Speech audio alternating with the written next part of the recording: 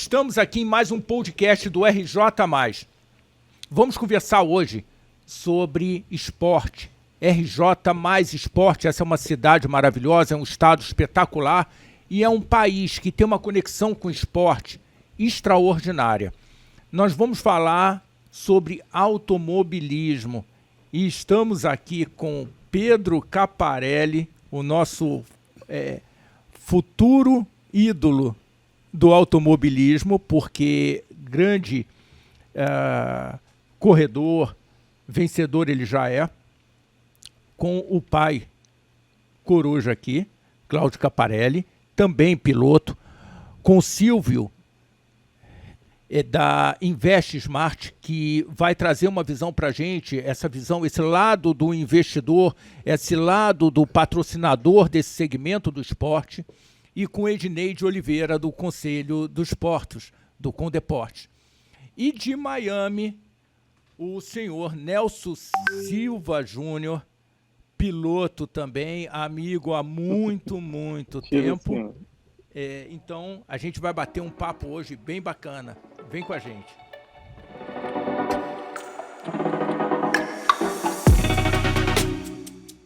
Caparelli, me conta um pouquinho da sua história, qual é esse lado que você viveu, como é que o esporte mudou a sua vida, ou como que você construiu a sua vida em cima do esporte. Conta um pouquinho pra gente.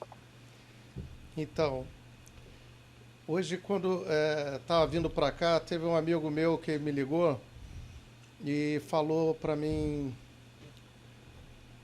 sobre o Pedro. E ele falou do Pedro como capinha, né? Porque ele é do meio do esporte também. E o Pedro hoje está sendo conhecido como capinha porque eu sou o Caparelli. Mas lá atrás, quando ele começou no kart, as pessoas os amigos dele do kart procuravam lá, cadê o Caparelli? Aí eu falei, tô aqui. Não, o outro Caparelli. Aí agora que você falou Caparelli, eu lembrei dessa história. Mas enfim, eu comecei a andar de kart em 79. Meu pai não deixava eu correr, mas eu andava. Nelsinho começou exatamente nesse ano a correr, né, Nelsinho? Em 79. 79, exato. 10 anos. Tinha 10. Depois, a minha família já tem uma tradição no meio.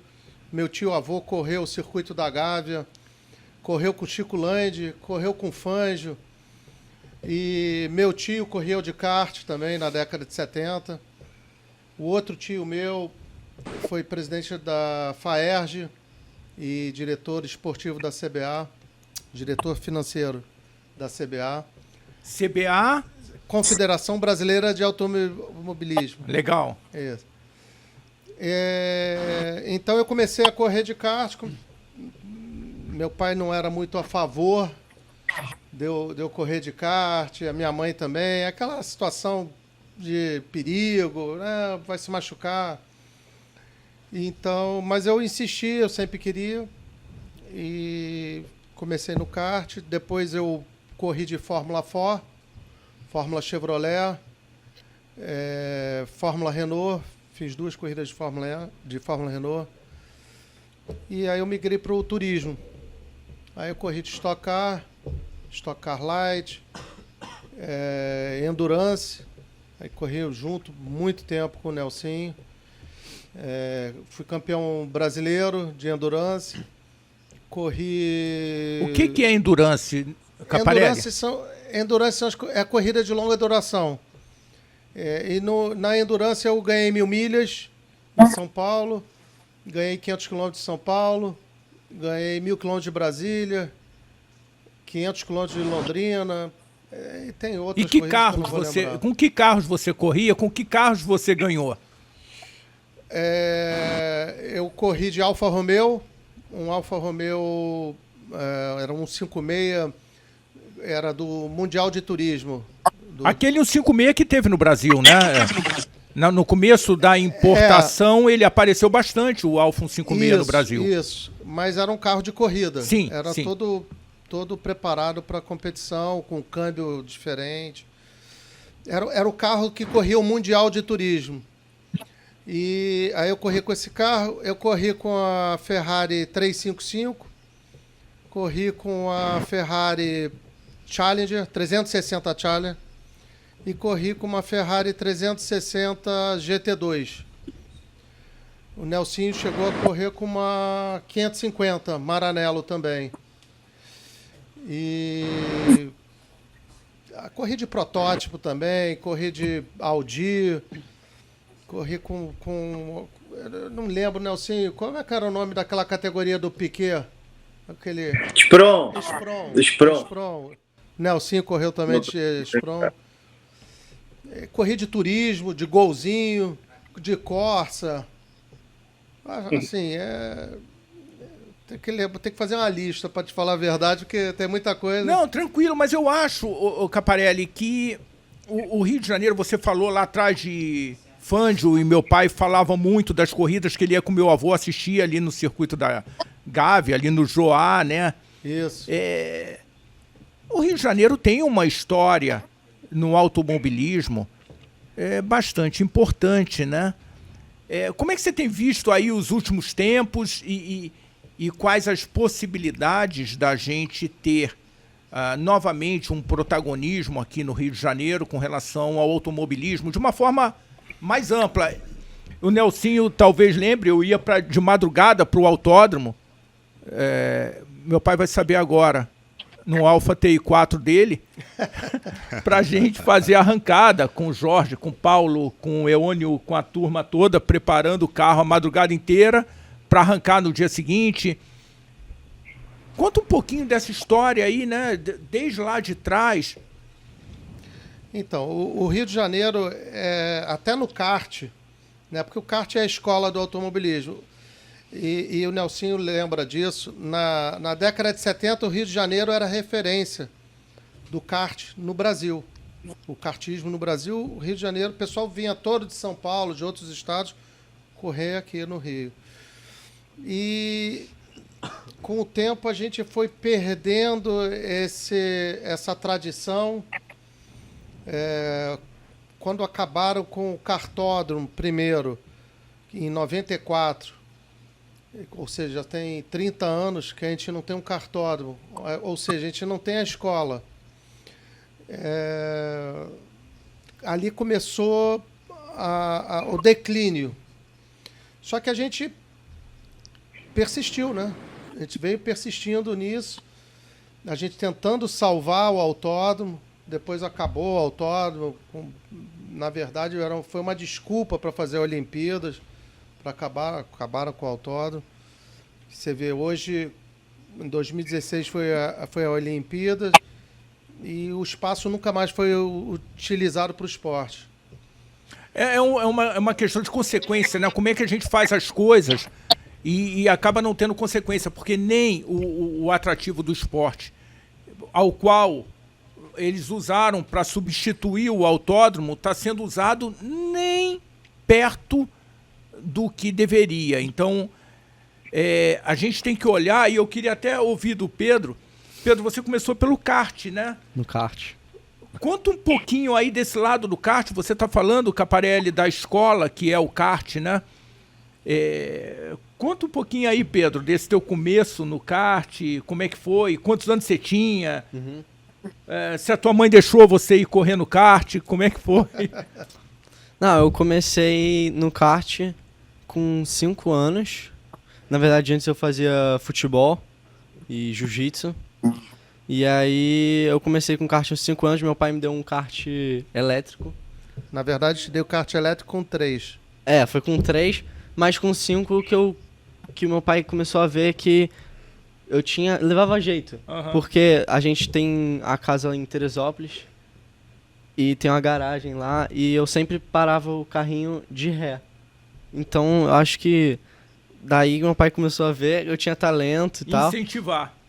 Isso. E aí depois ele me levou num kart indoor, no Extra, mercado, né?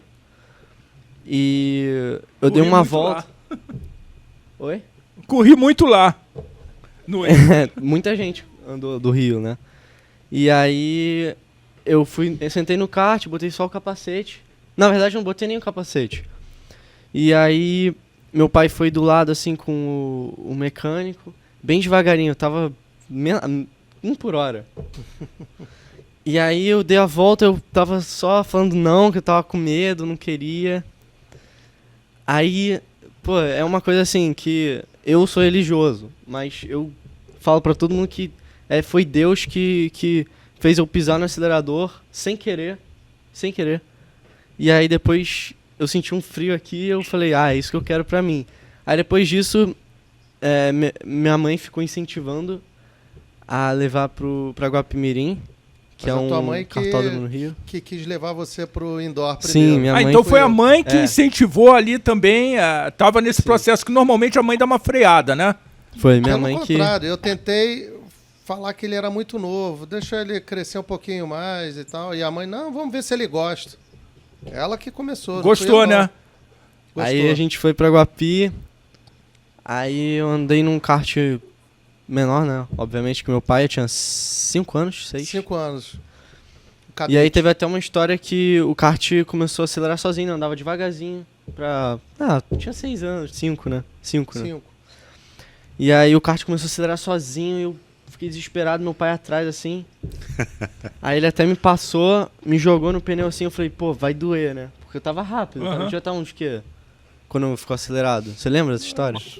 Uns 25, 30 por hora. Mas pra assim, mim eu meio. tava Voando. Não, mas também no kart você fica colado no chão, então Sim. a sensação de velocidade é maior.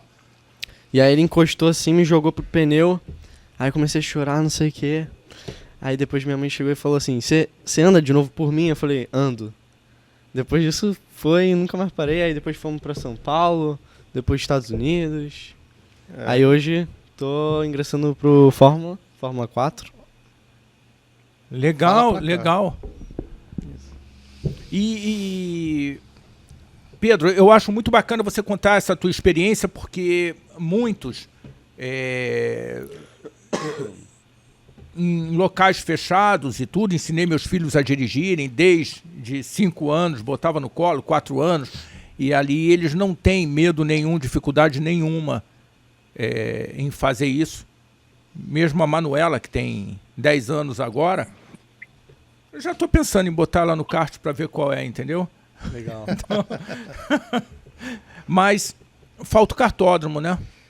Falta o cartódromo, mas a gente tá com um projeto pronto. Ah, que legal, me conta disso, porque aqui, Caparelli, o nosso objetivo é entender oportunidades de negócio. Quais são as oportunidades de negócio que estão aí e que a gente pode incentivar essa economia a voltar à carga. Nós estivemos conversando há pouco tempo com um ex-secretário de turismo do Rio.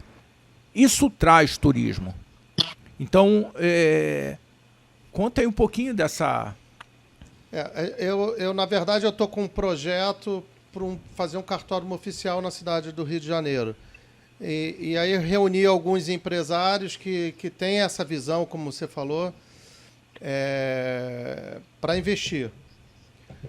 Então, paralelo a isso, eu estou montando uma pista de kart indoor, mas é uma pista de kart indoor no Città América que tem uma pegada semi-profissional. É como se fosse a semente que a gente quer plantar para desenvolver novamente o esporte.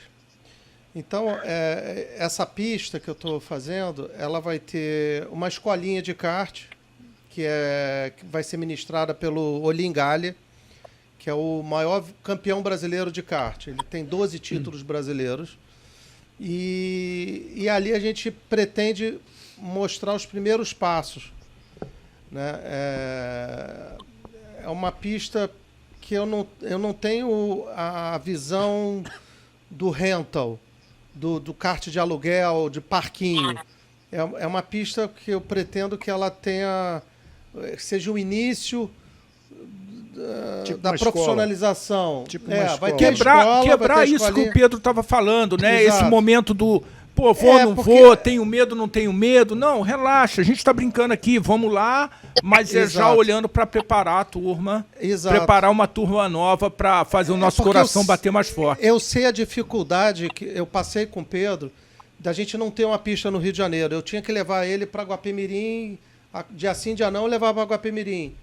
Né? E acordava cedo, levava 85 quilômetros para ir. Antes da escola. Voltava, treinava 2 horas, voltava, almoçava, tomava banho e levava ele para a escola. Então eu sei dessa dificuldade. E sei da dificuldade também que tem os pais hoje em dia de você tem um filho, você quer botar teu filho para correr. Ele pede, eu queria correr. Como é que você começa? Você não tem uma nada infraestrutura para oferecer. E você está viabilizando isso, né? O Titá fica na Barra da Tijuca. Na Barra da Tijuca. O acesso é fácil, é pertinho do metrô. Do lado do metrô, exato, do lado do downtown ali. E a gente, ali é a semente. Passando isso, a gente já está com o projeto de uma pista oficial de kart, que também na Barra da Tijuca. O projeto está pronto.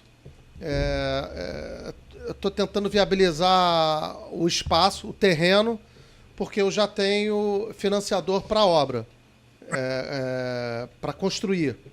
Né? Eu não consigo comprar o imóvel, mas eu precisava de um espaço, ou de algum empresário que tenha o espaço, ou da prefeitura, do governo, enfim, que pudesse fazer uma concessão para a gente constrói lá e... Como eu gosto pouquinho de automobilismo, eu não sei se no papo inicial já deu para você perceber, né? Põe na mesa o que você precisa para a gente entender como que o RJ Mais Negócios da Associação Comercial pode ajudar a você fazer virar esse projeto num projeto bacana, se você tem plano de negócio, como é que funciona, e a gente vai passar lá pelo Silvio. Mas eu queria ouvir o Nelsinho. Nelsinho, queria que você contasse um pouquinho, porque como é que você viveu aqui no Brasil a sua vida e hoje você vive uma realidade diferente aí nos Estados Unidos. Como é que você vê, olhando agora de um prisma diferente, o país, as possibilidades, as esperanças, aonde a gente pode chegar? É uma visão diferente, né? Conta aí pra gente um pouquinho, conta da tua experiência como corredor, como piloto. Bom, então eu vou ser bem breve aí no que eu já passei. Mas começa lá na PST, tá? Começa lá atrás. Não. O automobilismo eu comecei com 10 anos também, em 79. Meu pai correu já, em 69 ele correu de Cinca. Depois ele passou para a Divisão 3, depois Copa Fiat, Brasil de Marcas, e um DNA familiar do meu pai, Nelson Silva, que participou já de vários campeonatos aí no Brasil, de tudo quanto é categoria também. Então, eu fui através do Julinho, o Julião, que corria com ele na época de Divisão 3, já corria de kart. Isso foi no autódromo. Antes de ter o autódromo, que foi feito em 83, as corridas eram feitas no Maquimus, depois foi para o autódromo, ali na reta do boxe, aí voltava para a retinha, entrava na curva da Vitória, fazia a entrada do boxe, então ali era a corrida que era feita de kart. Eu fiz lá eu acho que 1, 2 corridas. Depois acabou ali, foi para o Maquimus. Bom, aí depois o kart foi um monte de tempo, aí eu vim conhecer o Caparelli, conheci o tio dele, Bruno Aguiar, essa turma toda da quarta menor, que é da criançada, né? Depois passamos para a segunda, depois para a primeira categoria, que era a top do kart. E aí depois eu fui em 89, 10 anos depois, eu fui convidado por um amigo, o Wagner Moreira Santos, para correr no Grupo N, no Rio, com Passar. Então, o Wagner... O passazinho era bom, né, Nelson? Passar amarelo, a gente foi vice-campeão no primeiro ano que participou, perdendo o campeonato para o Zé Mário Castilho e o Marreco na última volta. Foi bem bacana aquele ano, mas a gente não conquistou o primeiro campeonato de estreia. E depois eu fiz um Uno, por eu ser revendedor Fiat, aí eu fiz um Uno para andar no regional. Então foi 90, assim, as datas assim eu não me engano, eu não lembro, mas é por aí. Aí depois a Fiat fez um brasileiro de Fórmula 1, que quem organizava era o Greco, o Fábio Greco e o pai dele, o seu Greco. Então eu corri 93, 94, virou Uno Turbo, e eu fiz o 95 de Uno Turbo, brasileiro. Eu corria com o Chico Serra, Ingo Hoff, mais fera da época que tinham lá para os seus 45 anos, 40, eu tinha 22. Eu e Nono Figueiredo eram mais novos da categoria. Aí foi bom que eu andei com os feras e eu adquiri bastante experiência. E depois do Uno, eu voltei, fiquei correndo no regional no Rio. Na época fizeram a Copa Corsa, então eu fiz um Corsa e a gente andou praticamente, eu acho que foi 95, 96 em Goiânia, que o Autódromo do Rio paralisou pela obra já do Pan-Americano, que teve 2007. em 2007. Então as datas aí, eu sei que a gente não correu um ano no Rio, a gente correu em Goiânia. A gente fez um campeonato carioca inteiro em Goiânia. Eu não lembro as datas do que. Só sei que o Autódromo do Rio. Não sei se foi reforma para moto. Eu sei, mas o Autódromo do Rio foi paralisado, eu acho que foi para a reforma do MotoGP. Aí depois do oval, né? O oval, só sei que o autódromo então foi isso. Foi o oval. Fez o oval, que aí que acabou em 94. Isso aí, exatamente. Destruíram o cartódromo. Na inauguração do cartódromo eu ganhei lá, segundo lugar o Rubinho. 83. Taparelli não sei se correu, né? Setembro de 83. 83. Foi 83, E aí a gente andou bastante tempo lá no cartódromo novo do Rio. E passando para o carro, depois teve Copa Clio, a Renault fez um campeonato de Copa Clio, e depois teve também na Tecprom, que o Humberto Molo e o Murilo Piloto trabalhavam comigo chamou para participar de uma equipe que era uma Ferrari, essa que o Caparelli correu comigo durante, eu acho que 3 ou 4 anos. O Caparelli já andava com o Lucas Molo, primeiro a 355, depois a 355, 360, depois a 550 Maranello. Aí depois dessa fase das Ferrari, eu fui correr com o Alexandre Finardi, um amigo de protótipo, um campeonato aqui também com ele de brasileiro de endurance. E a gente nunca parou. Fiz uma prova aqui nos Estados Unidos com o Renato em 2014. Gineta. E fiz uma corrida de kart aqui, de Gineta. Fiz uma corrida de kart com Elinho Rodrigues aqui também, uma corrida de rua.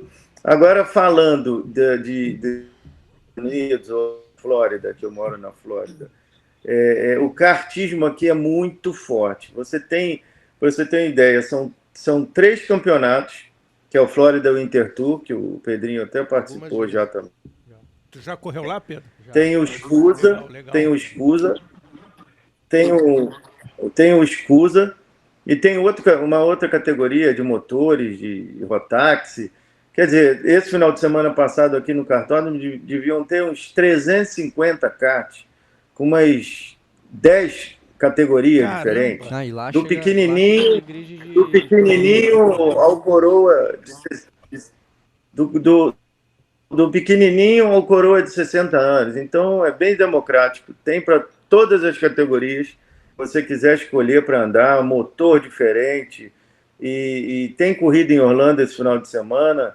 O kartismo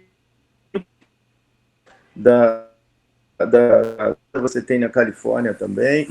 eles dão prêmios muito bons. Para você ter ideia, a Tony Kart, o campeão, vai para a Itália correr lá, final, tudo pago, então muito incentivo para o garoto participar. É um pouco caro, mas tem equipes de super profissionais, com equipamentos de primeira linha, sabe? Parece que você está num mini GP de Fórmula 1, com vários trailers, com os boxes, com motorhome, tenda. Quer dizer, é um esquema só vindo para ver, para realmente ver que a gente ficou muito para trás, felizmente. Mas tem como reverter, né? Tem como reverter. Rio de Janeiro tem tudo para dar certo. É uma cidade que, na época, os pilotos de Fórmula 1 adoravam ir para o Rio de Janeiro para correr. É uma cidade que tem sua beleza natural incrível, suas praias, então tinha tudo para dar certo. Né? As praias continuam aí, tá, Nelsinho? Então continua tendo tudo para dar certo, né? Tudo para dar certo, tipo assim, para você fazer um link de automobilismo e cidade, né? Porque traz turismo, traz movimento para hotel, restaurantes e tem, né? Ô, Nelsinho, tem fluxo. Nós temos aqui uma presidente do Conselho de Esportes. Eu não sei se você sabe, a Associação Comercial tem 25 think tanks, que são conselhos empresariais com participantes de grande relevância em diversos segmentos, Conselho de Meio Ambiente, Conselho de Saúde, Conselho de Esporte. E a Fabiana, ela agora, que é a presidente do Conselho de Esporte, está coordenando também todas essas 25 think tanks. E ela falou uma coisa interessante, que ela também mora na Barra da Tijuca, e falou assim, poxa, uma das faltas que eu vejo aí do autódromo é não gerar possibilidades para esse esporte e, de repente, as pessoas estarem fazendo descarregando a sua adrenalina na Avenida das Américas. Então, quer dizer, é um conjunto de ações que transforma e que faz as coisas se tornarem positivas. Então eu vejo com muito bons olhos o kartódromo. Se a gente pensar nele isoladamente, é uma coisa. Se você pensar ele em termos... Eu estava numa reunião hoje do C20, falando do lado social. Como que um kartódromo pode integrar essa sociedade, minimizar acidentes? Porque a minha vontade de correr com o carro, de gerar aquela adrenalina, amigo, não tem jeito. E tem um probleminha, tá? Porque para gerar essa adrenalina eu tenho que ouvir o barulho do motor. Então é uma outra página que eu preciso ouvir o motor virar para passar a marcha, ou até mesmo falar, tá trocando no tempo, porque agora é muito automático, né? Opa, passou do tempo. Opa, não fez a marcha que precisava fazer agora nessa curva. Eu queria aproveitar a fala, inclusive, do Nelsinho. Antes da gente conversando, o Caparelli falou de uma coisa importante. Primeiro, a questão da infraestrutura do Rio de Janeiro, que, né, simplesmente destruíram. E, obviamente, você não tendo espaço para isso que você acabou de falar, da pessoa sentir essa emoção, colocar para fora o talento dela, descobrir o talento, às vezes, até inclusive, o Rio de Janeiro peca muito por isso. É um crime o que fizeram com o autódromo Jacarepaguá, né? Em todos os aspectos. Depois nós viemos com a desculpa das Olimpíadas, criaram um elefante branco, que hoje também não é utilizado por nenhuma das atividades esportivas que nós temos grandes talentos. Agora, uma coisa interessante que foi conversado com o Maurício, além dos investidores, né, das pessoas que possam colocar recurso para que isso funcione, a questão da captação através de lei de incentivo para categorias iniciantes. Né? Eu acho que o esporte também poderia estar incluso dentro disso, mas com um formato que pudesse ser mais justo nessa distribuição. Muito boa a sua colocação, Ednei. E aí vamos passar para o Silvio falar um pouquinho, né, como é que a gente envelopa isso, e talvez o Nelsinho fazer uma contribuição ali, como que você envelopa isso para que seja interessante, para que haja retorno para quem vai botar o dinheiro na mesa, porque dinheiro existe. Talvez o que não tenha é a apresentação de um projeto que você consiga tangibilizar o retorno. E aqui vai uma que a gente batia um papinho antes, né? Quem é que não quer um boné no dia de hoje, em 2024, do Nacional. Banco Nacional? Que era o que estava na cabeça do Senna e que começou lá atrás. Qual Ricardo, é a empresa que pode começar essa construção agora, patrocinando, de repente, o nosso futuro grande piloto, porque ele tem 16 anos hoje, e que, de repente, vai construir uma imagem que daqui a pouco ele está lá disputando com o Hamilton o maior número de vitórias. Já não vai estar mais lá. Não, mas aí o maior número de vitórias número e por aí vai. Não, olha, ele agora passou o Hamilton. Putz, aí a gente aqui torcendo. Como é que está esse lado do investidor, o Silvio? O que o investidor precisa ouvir? Porque a gente está aqui conversando com várias pessoas, com vários investidores e vários outros que querem entrar e precisam de patrocínio, seja no basquete, seja no automobilismo, seja no futebol e por aí vai, no golfe. Conta pra gente o que ele quer ouvir. É bacana de trazer esses temas, né? Porque são temas que a gente fala de diversas situações sociais, né? Do nosso país, né? Aí eu estendo um pouco mais essa brincadeira que a gente está fazendo aqui, mas é uma brincadeira séria, em relação à parte de como que o governo, né? Como que o Estado, como que os municípios, né? Eles encaram essa questão da socialização. A gente está falando que é uma parte onde você vai estar focando diretamente na educação, então a gente trouxe o tema da educação, né? Que hoje a empresa não gostaria de estar ligada a um esporte, né, que está educando esses futuros corredores, né, ou tirando da rua esse nível de competitividade regular. E quando vocês falam do Autódromo do Rio, eu já penso um pouco, já trago um pouco o lado positivo da gente, por que não começar agora, né? Se não houve lá atrás, vamos tentar começar agora. E realmente, por que a gente não consegue um projeto que seja na Barra, que seja em algum outro lugar, ou que seja no próprio local que o autódromo foi demolido, né? De fazer um autódromo novo, né? Por que outros estados do nosso próprio país, né? A gente vê o Mato Grosso com um incentivo e um projeto maravilhoso para o autódromo, né? Com incentivo da iniciativa privada, né? E pública, fazendo esse tipo de investimento, também tratando a educação, né? Então, primeiro, a gente tem que pensar de que o Rio de Janeiro precisa voltar a ser protagonista.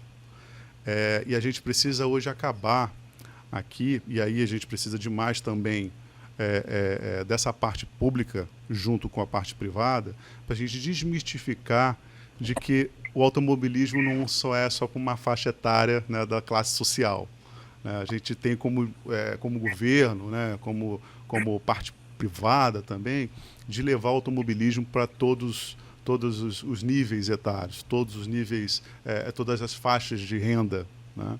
E o projeto do Caparelli fala um pouco sobre isso também, né? É uma escolinha que traz a educação, é uma escolinha que vem com incentivo de trazer essa criança que não tem aquela renda para poder manter um kart, né?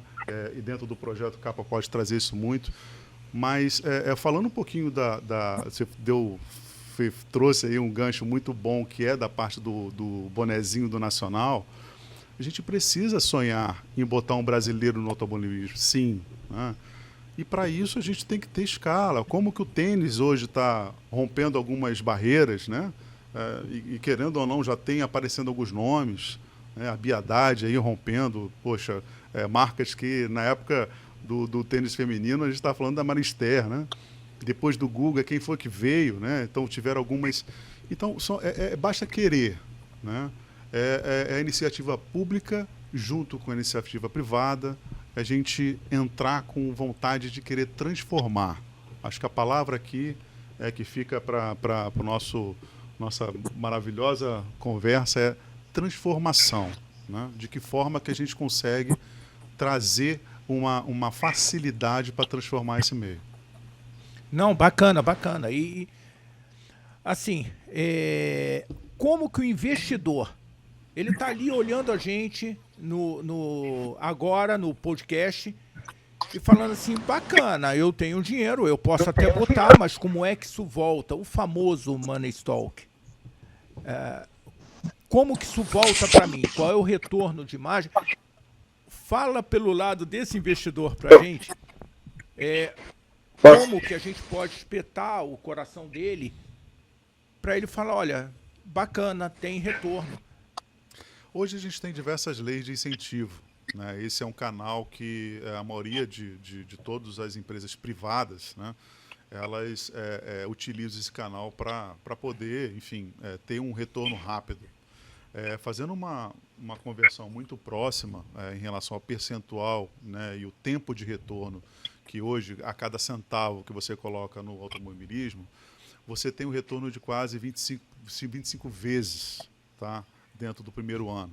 Tá, então, a cada real que você coloca, você tem 25 vezes, R$25 de retorno. Então vamos lá para o prático. Sim. Se eu ponho 1 milhão para ele correr no Brasil, ou se eu ponho 2 milhões, 3 milhões para ele correr fora do Brasil, quer dizer que se eu ponho 1 milhão, ele volta para mim como retorno de imagem 25 milhões. Exatamente. Não só na questão do incentivo, mas também na propagação do marketing, que é uma coisa incondicional, né? Uma coisa, às vezes, que, dependendo da situação, é incalculável. Então, aí daí deriva para diversos outros setores, porque a gente não está falando, como eu falei, não está falando exatamente somente daquele ato, né? Aquela empresa que patrocina, ela está cumprindo com diversas obrigações também, né? Então, pode compartilhar projetos, pode participar de diversas frentes, né, que, querendo ou não, essa categoria do esporte está suplicando por ajuda.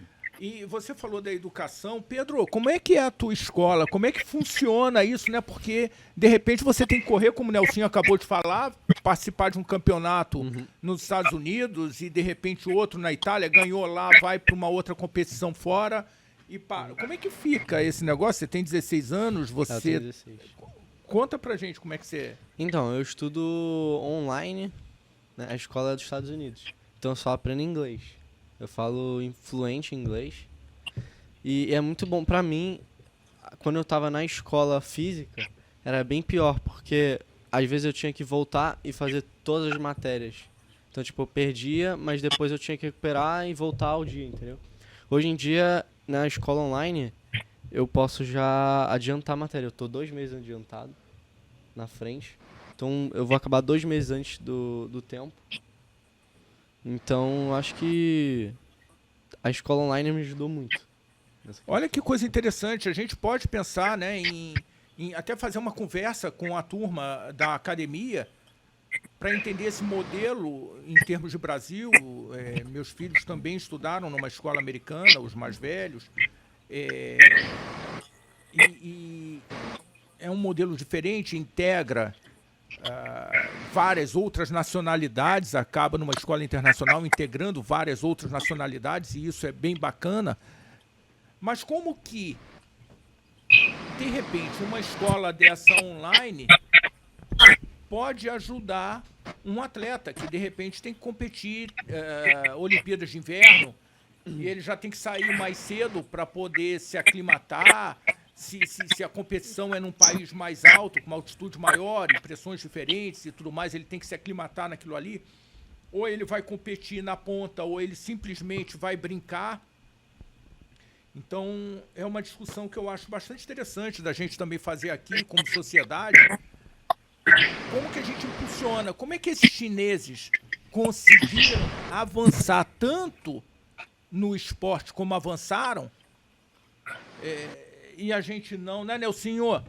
porque eu acho que é mais ampla essa discussão, né, de como a gente faz ou viabiliza a criação de novos esportistas nos mais diversos. Isso vai acabar até, antes de passar a palavra para o Nelsinho, isso vai acabar estourando no mesmo lugar, né? Se não tiver uma parceria, né, do governo, não só dos municípios, mas do governo, em relação a ajudar, a conscientizar e participar, né? Porque nós, empresários, a gente está interessado em, obviamente, não só na conscientização, mas no resultado, né? E a maioria deles, na cultura brasileira, o longo prazo do brasileiro é 40 dias, né, dependendo da situação. Então, esse retorno imediato precisa dessa visibilidade, né? E se hoje faz parte de um projeto, eu acho que tudo se encaixa, né? E tem essa velocidade que hoje a categoria, que é uma categoria que, quando a gente fala do automobilismo, e aí me corrija, Caparelli, é um lugar onde você pode juntar homens, mulheres, crianças, enfim, você tem toda essa possibilidade de colocar no mesmo, né, no mesmo grid. Sim, a Bia, né? No automobilismo, correndo com o carro rosa e tudo, mas eu concordo contigo, Caparelli. Você, assim, foi preocupante você ver alguma dificuldade no Pedro nessa escola internacional? Você vê alguma perda, você como pai? Então, para a carreira que ele escolheu, não tem outra opção, porque senão ele teria que faltar muita aula para viajar para as corridas. Até mesmo vai para São Paulo, correr em São Paulo, você tem que ir no começo da semana, você perde a aula a semana inteira.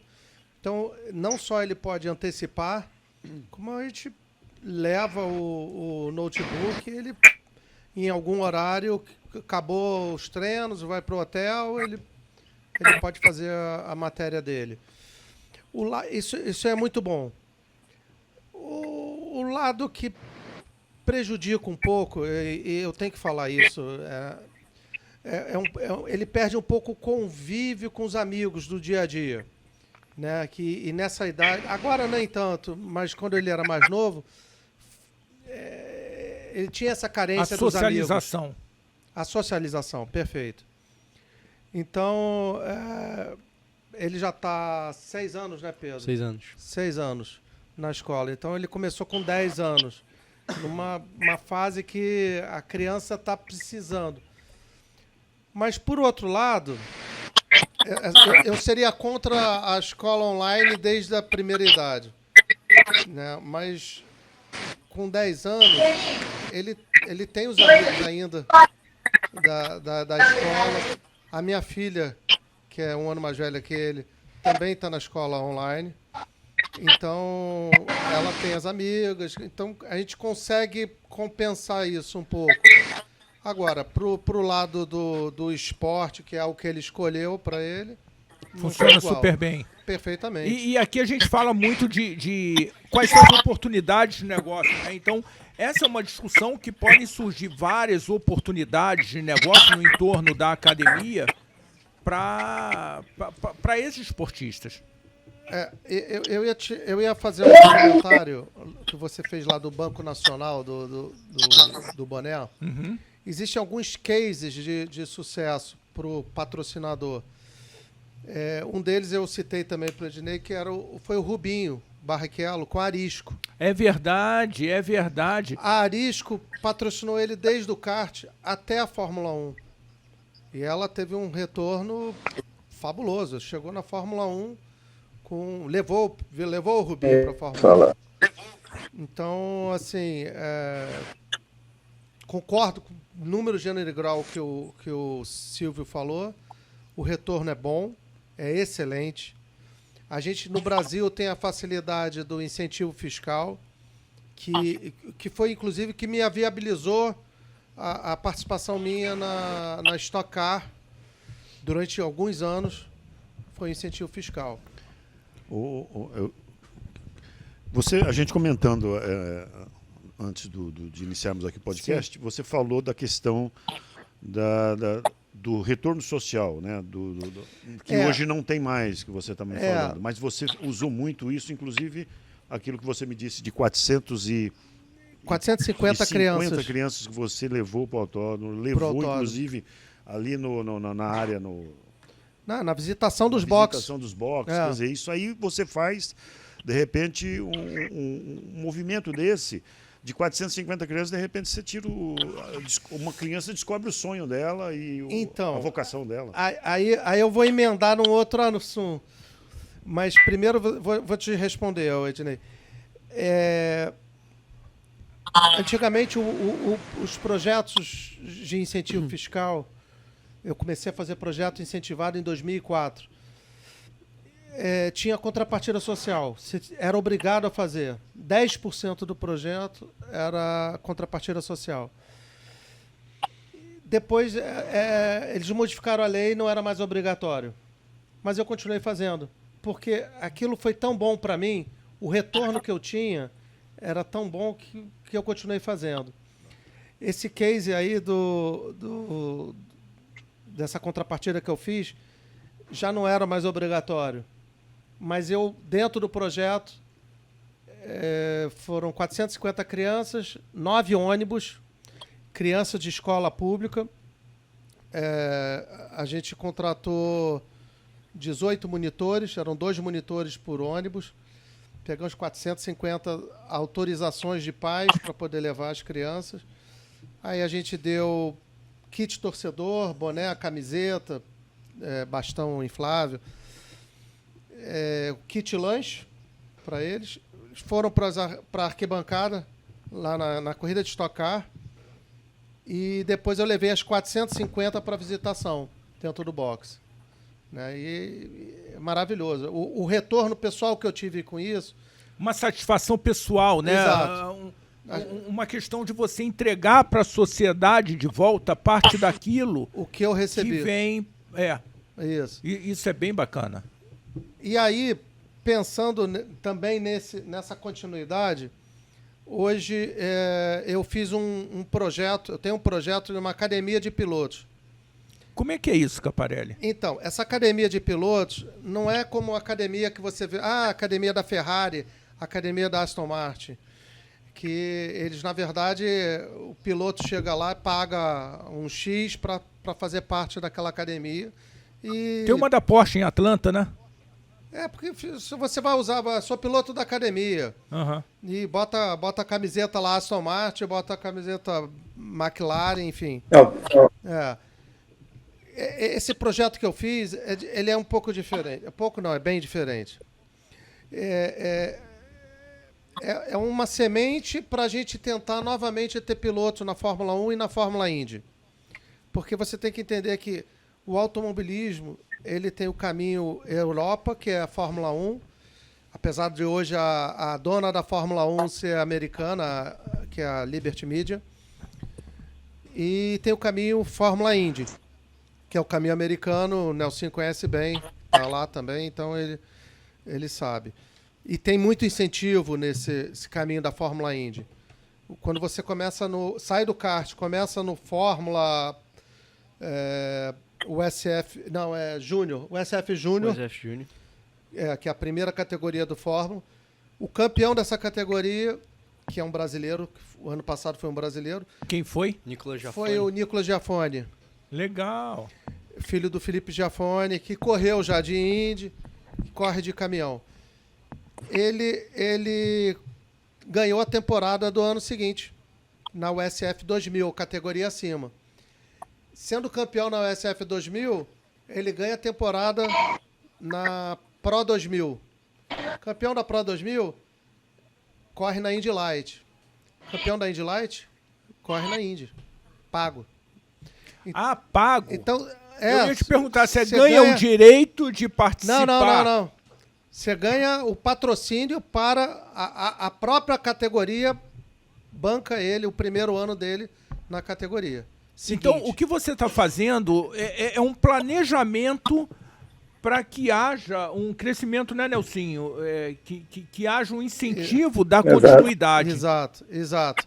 Então, assim, desde o início, no kart, nesse programa nosso, nesse projeto de pilotos, né, de talentos, a gente tem 4 pilotos no kart e 3 pilotos no automobilismo, sendo que são 2 nos Estados Unidos e 1 na Europa, no Fórmula.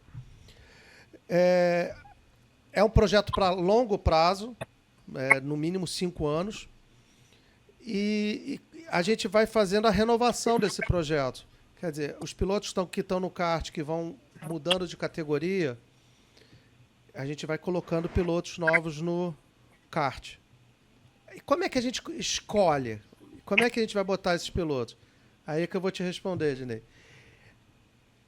A gente vai fazer um campeonato lá no CITAR, na pista de indoor. Esse campeonato vão ser 5 corridas de indoor e 5 corridas no virtual, nos simuladores. Quem é que vai poder participar desse campeonato? A gente vai escolher 50% das pessoas que vão participar, das crianças, são de escola pública. E 50% aí vão ser provenientes da escolinha de kart que a gente vai ter, ou de pessoas, de crianças que a gente identifique que possam ter um potencial para integrar a academia. Se você for campeão... tem um detalhe. Todas as crianças, média 7. Essa é a condição. Novamente, incentivo a estudar. A estudar, exatamente. Média 7. Se você tem média 6, 5, você não pode participar do campeonato. Então já é um incentivo. E o campeão entra para a academia no ano seguinte, bancado pela academia. Entendeu? Que é o que a gente tem um patrocinador master, incentivado, quer dizer, ele não está gastando. Mas nesse meio, dessa maneira, você pode identificar um talento numa criança que não tem condição. Você falou incentivado, desculpa aqui, mas para trazer um entendimento, né? Porque às vezes as pessoas pensam assim, puxa vida, mas fazer um projeto é uma coisa complexa.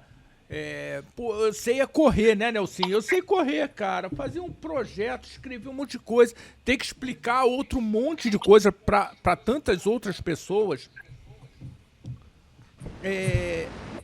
Como é que é esse negócio do projeto?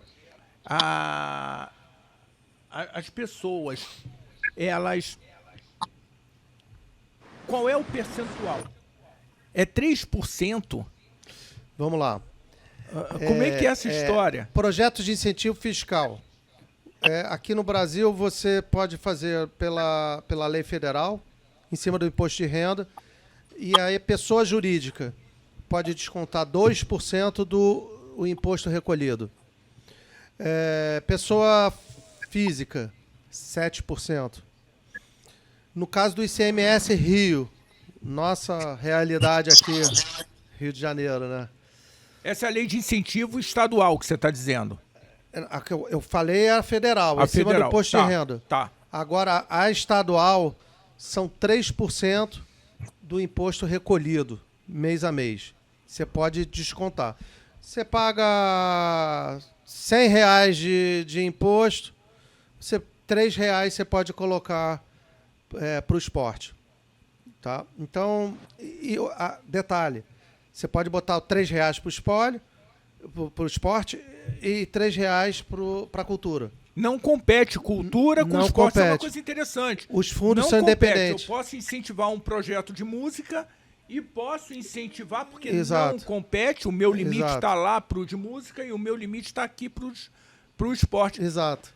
Eu acho que um número interessante seria a gente saber quanto que está indo para o esporte, quanto que está indo para a cultura, ou quanto que as empresas estão colocando, porque eu aqui de fora, eu ouço muito com relação à cultura e acho que deve haver, sim, um incentivo para a cultura.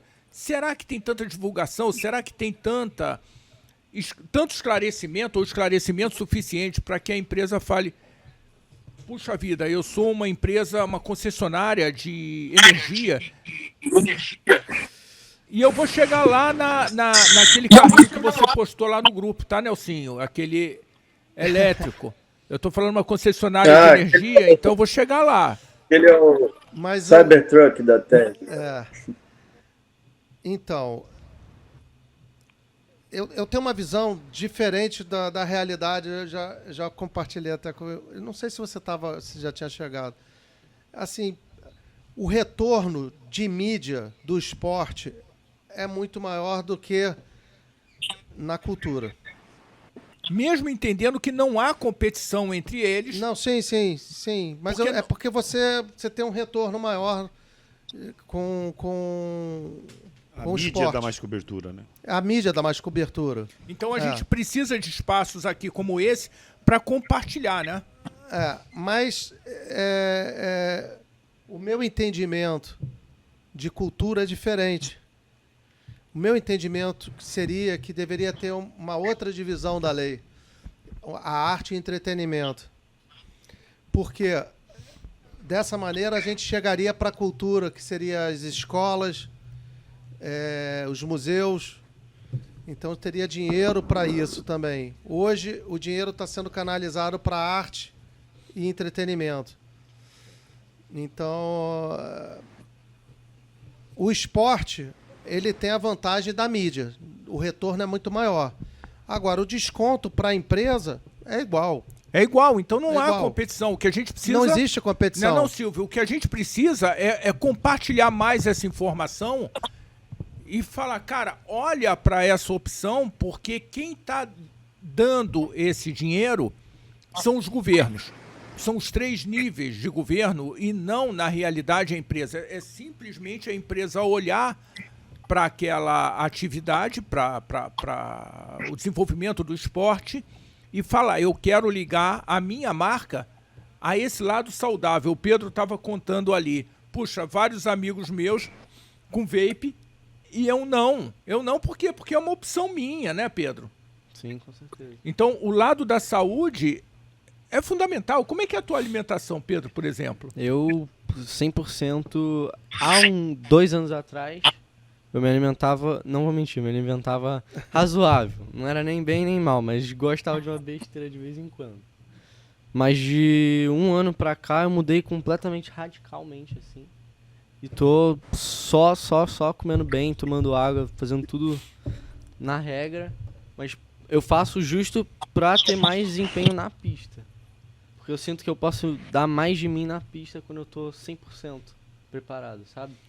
Legal. Ô, Pedro, o que você falaria para um colega seu quando ele chega e fala assim, Pedro, vamos lá na balada, porra, vai ter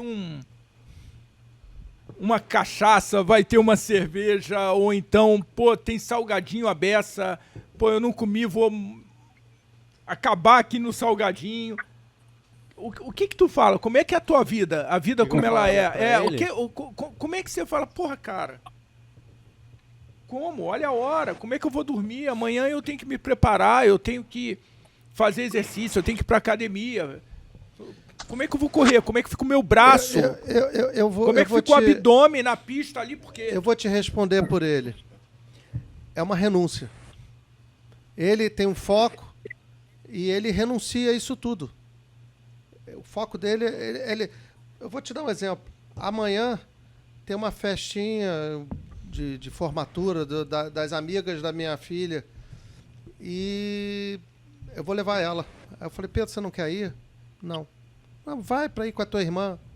Não. Não, mas eu acho que chega um ponto que a minha vida já é assim há tanto tempo que já não chega a ser uma renúncia. Já é o meu normal, já é assim, sabe? De eu faltar passeio de escola, que já faltei várias vezes, de faltar festa, resenha com os amigos, tudo. Pra mim o normal já é esse, é acordar de manhã, estudar, depois ir pra academia, dormir bem, entendeu? Então, dormir cedo. Dormir cedo. Então pra mim não é sacrificante, sabe? Às vezes eu sinto falta, assim, de sair com os meus amigos e tal. Porque a gente vê o rei saindo, a gente também quer aproveitar, né? Porque... Fala pro microfone. porque tô virando pra ele. Mas é porque a gente quer aproveitar, né? Então, porque a vida é uma só, né? Também. Mas eu sinto que no futuro eu não vou me arrepender. Mesmo se eu conseguir o meu objetivo, se eu não conseguir, eu não vou me arrepender, porque eu sei que eu fiz o máximo e fiz tudo certo. É a opção que a gente faz, né, Pedro? Eu quando tinha 14 anos, via o Nelsinho indo pra praia, eu pegava o 233 e ia trabalhar. Não, eu não tô falando mal, não, mas ia todo mundo. Eu indo pra praia, rapaz, pegava um 79 e ia lá pro Jardim Botânico, lá pro no Maitá, rapaz. No Maitá. Ia lá estudar, rapaz. Pegava um 79. Então eu acho que eu vi um dia só, Nelsinho. Foi um dia que eu te vi indo pra praia, aí eu lembrei agora. Não, Nelsinho pegou uma vez o 79. dia que você foi trabalhar. Ele ia de Fiat Uno. Você lembra do Uno 1.5R? Amarelinho. 1.5R eu tive um vermelho, um amarelo, um branco.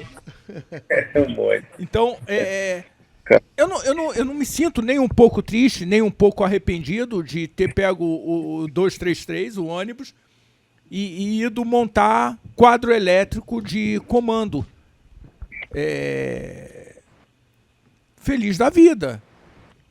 Então, eu concordo contigo, são renúncias que a gente faz, né? E aí, Nelsinho, eu não sei se a tua alimentação nessa idade que ele tem era a mesma, mas eu me lembro do Pizza Palace, eu me lembro de alguma... Eu vou falar para você, com 16 anos a gente pode comer de tudo, rapaz, não vai mudar nada. Agora chega aí no 54, que aí já começa a mudar. Aí a coisa fica esquisita. Pô, depois doenta, complica. Mas é uma oportunidade, Nelsinho, para indústria alimentícia, com um alimento saudável, falar assim, legal, olha aí, isso aí de repente é interessante eu me alinhar, porque... Garoto propaganda. Mas Ricardo, sabe o que acontece? O mundo mudou. A nossa época de infância era uma abordagem, até mesmo automobilismo, você lembra antes do Senna e depois do Senna. Os pilotos de Fórmula 1, Piquet, James Hunt, eram boêmios. Fumava, bebia. Né? E o Senna criou um novo direcionamento. Exato. Preparação física, alimentação. Vai muito da pessoa. Nós temos no esporte, por exemplo, no futebol, o Romário, que é um exemplo do... Né? Mas hoje não cabe mais. Exato. Hoje não cabe. Eu acho que... Hoje tá todo mundo nessa vibe. Não, tanto que a gente vê a diferença, eu posso, acho que, fazer essa comparação em termos da troca de pneu do pit stop hoje da Fórmula 1 e antigamente. É a mesma coisa. Hoje faz em 1.9 segundos, já fez tudo. 1.8. 1.8. E você vê quem trocava o pneu. Isso, Antes tudo preparo, treinamento, sem preparo nenhum. Alimentação, preparo. Então, tudo isso influencia. Mas eu acho que essa parte da preparação física começou até pelo Nick Lauda, antes do Senna, eu acho. O Nick Lauda ele não fazia preparação. Não do nível do Senna. Não, mas deixa eu terminar. Ele não fazia preparação, mas ele via que as atitudes do Hunt, né, que era o principal rival na época, eram ruins. Se ele fizesse igual, eu acho que não teria chance contra o James Hunt, porque ele era muito mais talentoso que o Nick Lauda, mas menos dedicado. O Nick Lauda era muito mais focado que o James Hunt. Então. O James Hunt era mais boêmio, né? Eu posso falar... O automobilismo é altamente competitivo, né? E por causa da restrição, são poucos que posso destacar. Os melhores aí ainda tem a disputa depois para ver quem chega. A gente conversando antes, Ricardo,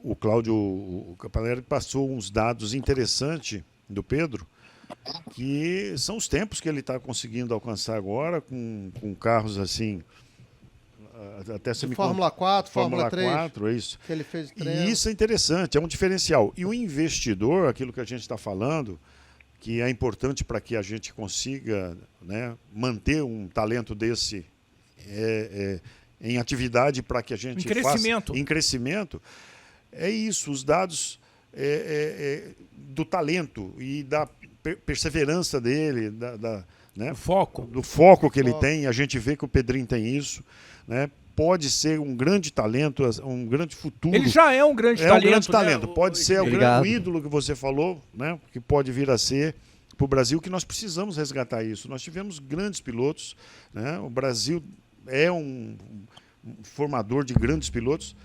Então é isso. E aquilo que nós falamos do nacional, tudo. Às vezes o empresário investindo nessa fase, o retorno é muito maior. O retorno é muito maior, porque o investimento é menor. O Nacional investiu pouco no Senna e teve um retorno fantástico. O Nacional, ele pagava R$1 milhão pro Senna, pelo boné. Era R$1 milhão que ele pagava. E foi até a Fórmula 1 pagando R$1 milhão. Pois é. E eu não sabia isso, mas olha só que interessante, né? Quando parava a balada pra gente assistir a corrida, né, Nelsinho?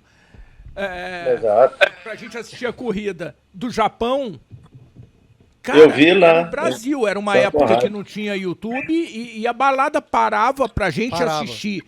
E tava lá ele no final com o bonezinho. Então, é uma coisa muito interessante. E aqui, eu quero deixar muito claro. Não, Ricardo, e ofereceram muito mais para ele pelo boné. Pra substituir. Ele já era campeão, tricampeão. E ele... Acabou até virando a marca dele, né? O boné nacional. Sim. Não, e ele fechado com o Nacional. Não, isso aqui não tá vendo. Sim, sim. E eu acho interessante a gente também destacar o seguinte. O que a gente está aqui fazendo é a promoção do estado do Rio de Janeiro e do Brasil através do Rio de Janeiro. Se tem um piloto, se você é piloto, se você conhece um piloto no Mato Grosso, em Curitiba, onde você conhecer, isso aqui é uma plataforma, haverá uma escola de pilotos aqui, fica inteiramente à vontade de abusar do RJ, porque o RJ é muito mais, vem para a associação comercial, participa dessa revolução que nós, junto com cada um de vocês, junto com o Caparelli, com o Ednei, com o Pedrinho, com o Nelson Silva Júnior, estamos promovendo para resgatar a nossa dignidade como sociedade, né? Nós precisamos resgatar porque audazes, destemidos, competentes, capazes, nós somos. Olha ali, o Caparelli como campeão, o Pedro batendo ali tempos 1 segundo mais rápido do que quem ganhou a corrida. Fantástico. Peraí, como 1 segundo mais rápido? Parece... Você pode olhar assim, pô, 1 segundo, já passou o segundo, o terceiro, o quarto. Faz isso quando você está no limite e faz 1 segundo na frente, né, Nelsinho? Faz toda a diferença 1 segundo. 1 segundo em 10 voltas são 10 segundos, e por aí vai. É verdade. 50, some. 60 voltas é 1 minuto. 60 voltas é 1 minuto. Já tá pegando cara de retardatário. Bacana. Então, assim, eu acho que a gente podia caminhar para as considerações finais, porque o papo está excelente. Eu sou apaixonado pelo tema. Eu confesso que, embora eu seja um flamenguista, goste de futebol, a gente vai conversar sobre a revolução que o Flamengo fez, que é extraordinária, mas no esporte, né? Então, já te aviso que dentro do projeto da Academia de Pilotos, o preparador físico dos 2 pilotos é o Márcio Tanuri, que é o médico do Flamengo. Então você está fadado ao sucesso. Nós estamos fadados ao sucesso, né, Nelsinho? Respondendo também um outro detalhe que você falou do retorno. Na nossa academia, a gente, seguindo os moldes da Fórmula 1, que a Fórmula 1, há um tempo atrás, ela estava com as audiências baixas. Depois que a Liberty Media comprou, começou uma nova filosofia. E eles fizeram o programa da Fórmula 1 no YouTube. Drive to Survive. Exato. A gente, Drive dentro to Survive. da nossa academia, a gente vai ter 10 programas que vão ser veiculados no YouTube, Globoplay, Band, Netflix. E quem vai produzir é o Jorge Nassarala, da KN Bacana. Video, que tem muita experiência. E ele produz a Flá TV também. Você vê que o Flamengo tá sempre junto com a Fadados gente. ao sucesso. Ô, Pedro, você estava falando... Agora pergunta se Scaparelli é Flamengo. Hã? Hã? Pergunta se Scaparelli é flamenguista. Eu não torço por futebol. também que não. bom. É, Eu sou tá vascaíno. vendo? Corre da raia. Eu sou vascaíno. Não, tudo Mas- bem. Não sei nem a escalação, não sei nem o técnico. Mas do você é um Vasco. bom piloto, então vamos olhar por esse lado. Mas você vê que não tenho discriminação com nenhuma. E o nosso projeto tem... Não, eu acho que o Rio de Vai Janeiro é ser- muito maior, o que a gente precisa fazer nesse processo é muito maior e definitivamente a gente precisa de um Vasco muito melhor do que o que ele é e faz parte da gente ajudar ao esporte do Rio de Janeiro de uma forma geral, porque uma competição, quando você não tem um competidor à altura, o Pedro estava Fica falando sem ali graça. no começo desse desafio que foi. O desconforto te leva a subir alguns degraus.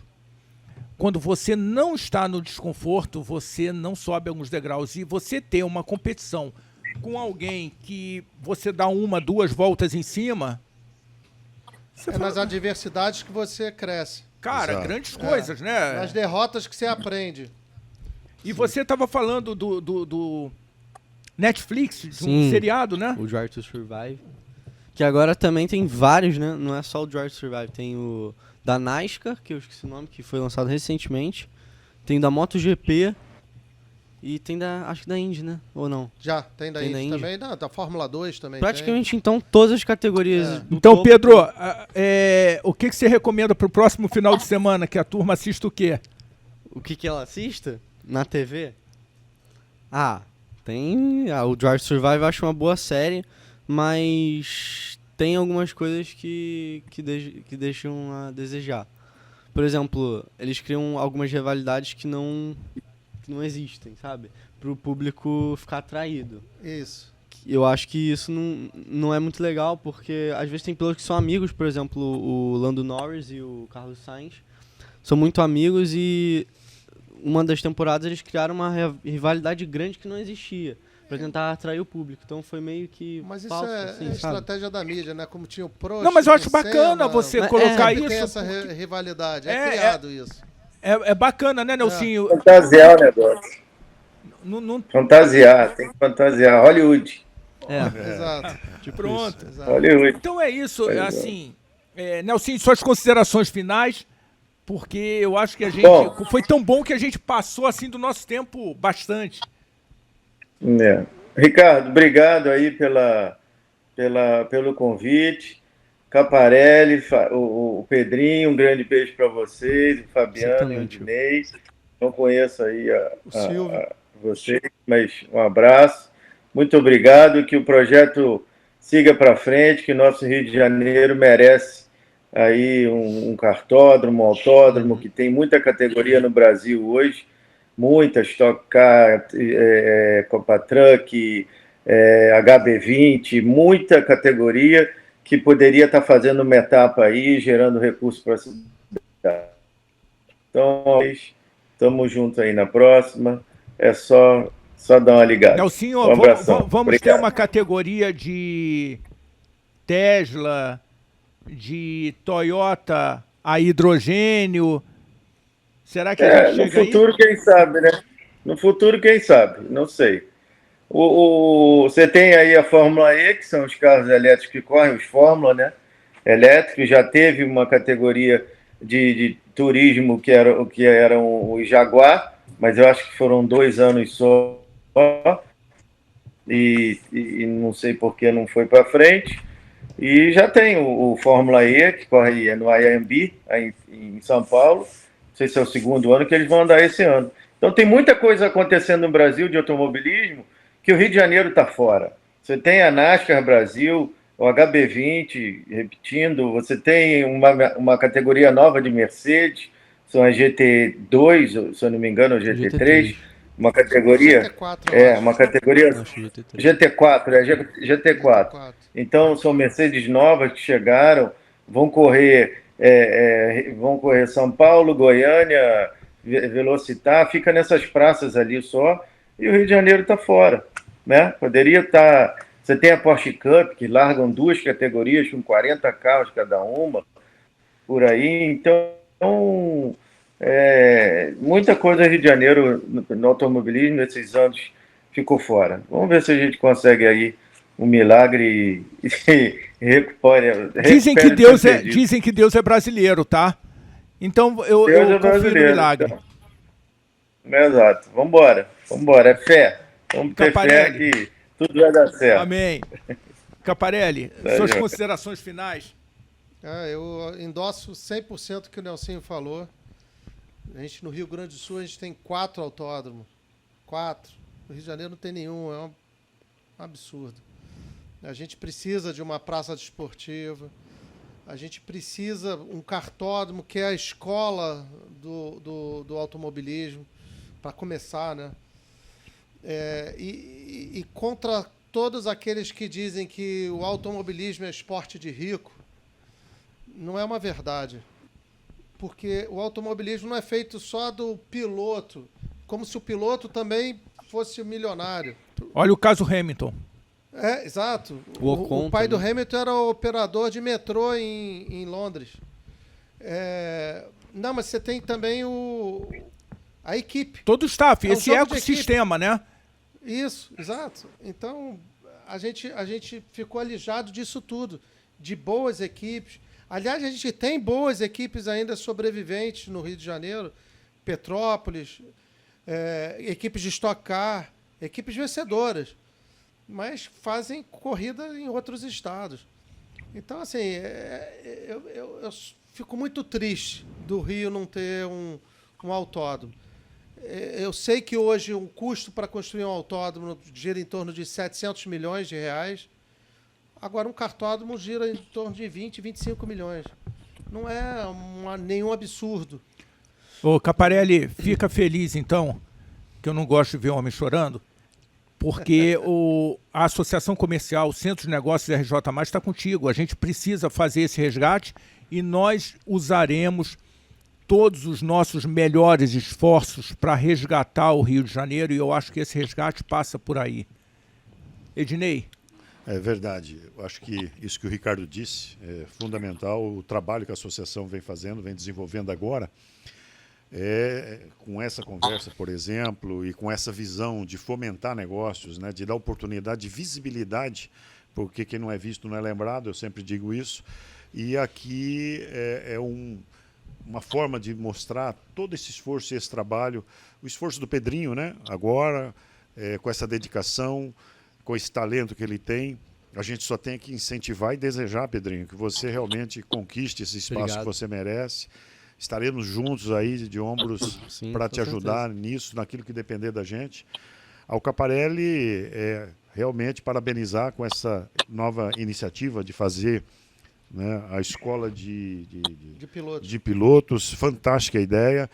Melhor ainda você ter essa visão social, porque a gente pode trazer, resgatar e buscar talentos. Não precisa de ser rico, isso é muito importante. Precisa ter competência, precisa ter habilidade, a história é outra, né? Exato. E o Nelsinho, agradecer, né, a participação, agradecer também pelo que o Caparelli, o Nelsinho, essas pessoas fizeram para o esporte brasileiro, né? Que são as pessoas que se dedicaram, se destacaram, se empenharam e levaram o nome do Brasil, onde hoje nós temos esse respeito mundial pelos pilotos brasileiros. Então, graças ao trabalho do Nelsinho, do Caparelli, e aqui o fruto, a semente aqui do Caparelli surgindo, e com certeza vai dar excelentes frutos, grandes vitórias para a gente. Obrigado. Você é o nosso líder, né? O nosso ídolo. Olha o peso, Pedrinho, tuas considerações finais. Minhas considerações finais é que meu objetivo como piloto e seguir essa carreira é mostrar não só para o Rio de Janeiro, as pessoas da minha idade, assim, mais novas, que o automobilismo também... Porque sempre, como meu pai falou, né? Todo mundo fala que é um esporte rico, então eu falo que eu corro de carro, você é rico, não sei o que, seu pai paga tudo. Mas tem gente que tem que entender que não é assim, né? Que funciona. E eu acho que um dos meus objetivos que eu levo assim pra frente é mostrar pra todo mundo que o automobilismo também pode ser um futebol, sabe? Pro Brasil ter ídolos como Neymar, por exemplo. Bacana, bacana. E eu não falei, mas parabéns pelo capacete, pelo Obrigado. uniforme. Muito bacana, muito bacana. Você, com isso, leva Muito bom o gosto. Brasil para tanta gente, né? Eu me lembro. Sim. Nelsinho teve um capacete assim, que eu me lembro uma vez, que foi muito legal, amarelo. Tinha O meu amarelo e o azul. Ô, Tá lá no Ricardo. carro. Ricardo, preste atenção que do lado do capacete dele A bandeira tem a do bandeira do Rio de Rio Janeiro. de Janeiro. De um lado. E do outro lado é do Brasil. Do outro lado tem a do Brasil. Excelente. É a bacana. bandeira do bacana. Rio de Janeiro. No meu também tem. A gente faz questão de Sabe uma coisa que eu gostei? enaltecer Você, o RJ. isso aí, você correu uma vez com o símbolo RJ, né? Sim, sim. Sim, sim. Eu corri em 2012. Eu corri com patrocínio do Estado do Rio. Ba- RJ. Na Stock Car e no Brasileiro de Marcas. Bacana, bacana. Você que está nos assistindo, vai lá, curte o canal do RJ+, vem, participa conosco, traga suas ideias, comente, porque nós vamos conversar mais contigo para a gente construir o que a gente precisa que seja construído no Rio de Janeiro e no Brasil através do Rio de Janeiro. Continue acompanhando. Obrigado, Caparelli. Obrigado Pedrinho. vocês. Obrigado, Obrigado Ednei. vocês. Obrigado, Nelsinho. Abraço, valeu Abraço, você. tchau, tchau. Obrigadão.